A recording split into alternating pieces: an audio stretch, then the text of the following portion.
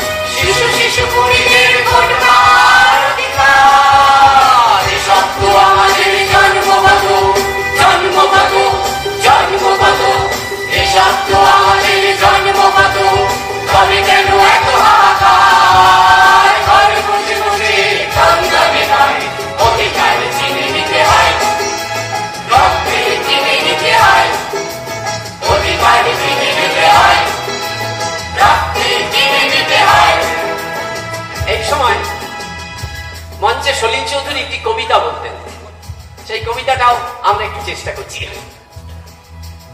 1 2 1 2 3 4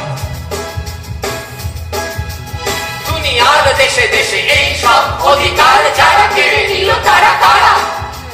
দুনিয়ার দেশে দেশে এই সব অধিকার যারা কেড়ে নিল তারা কারা? তারা তো মুষ্টিমেয় মানুষ